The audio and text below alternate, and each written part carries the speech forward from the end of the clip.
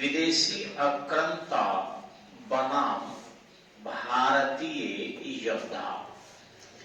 विदेशी आक्रांता बनाम भारतीय योद्धा। एक ध्यान रखेंगे कि हम अगर भारतीय योद्धा की चर्चा करें और सैन्य नेतृत्व की चर्चा अगर करें तो ऐसी स्थिति में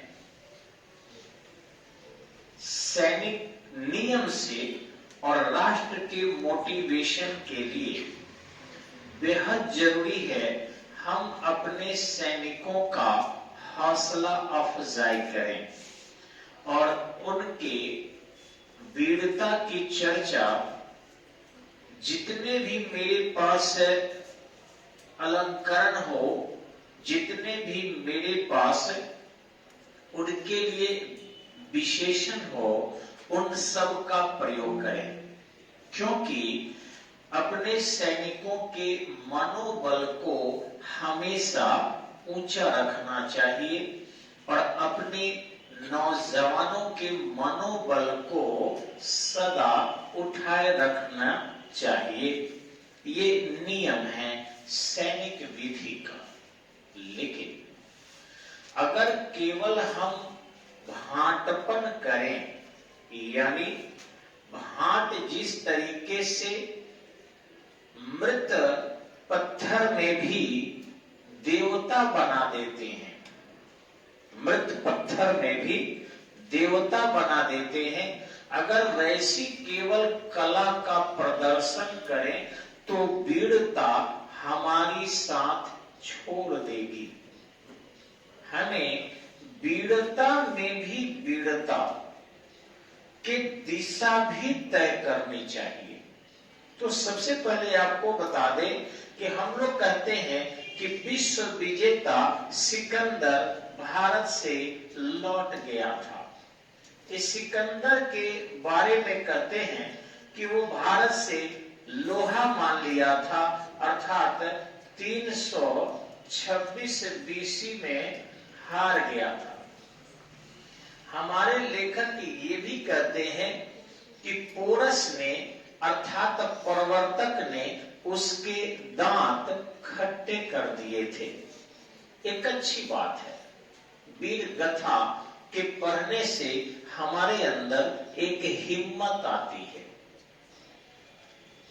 और करना भी चाहिए वीर गाथा की चर्चा। लेकिन शिक्षा एक ऐसी चीज है जो पूरे देश का, समाज का, अर्थव्यवस्था का, इतिहास का एक दिशा तय करती है। और शिक्षा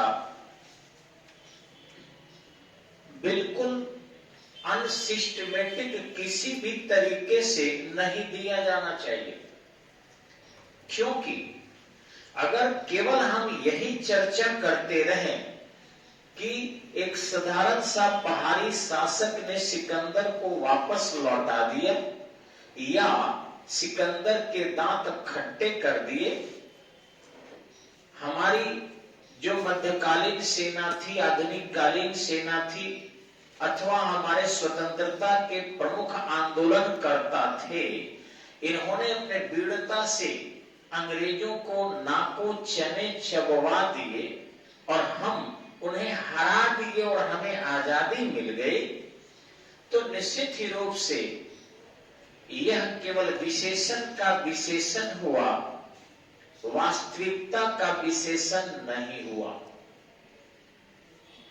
हमें अपने कमजोरियों की चर्चा भी करनी चाहिए। एक छोटा सा पर्वतीय राज्य है, देश है नेपाल।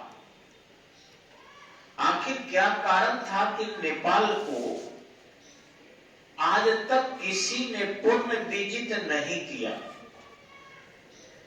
कारण है कि नेपाल के लोगों में, ध्यान रखिएगा कि जो आप आंग्ल नेपाल संघर्ष पढ़ते हैं 1814 से 1816 तक, बात सही है कि वहां नेपाली हारते हैं अंग्रेजों के सामने, लेकिन वहां पर काठमांडू की संधि करते हैं और उस संधि में व्यापार का परमिशन देते हैं, न कि वे सरेंडर कर जाते हैं और गुलाम बन जाते हैं। ऐसा कुछ नहीं करते हैं।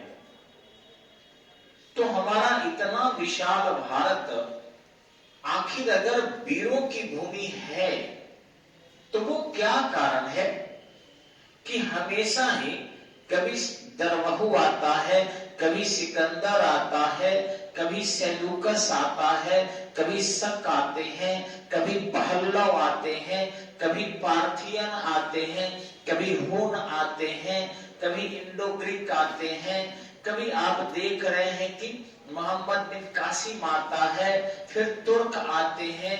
गजनवी 17 आक्रमण करके कहीं हारता नहीं है। गोरी हारता भी है तो हार के कारण बहुत ही सुनकर अजुबा करेंगे, छोटा सा कारण रहा है।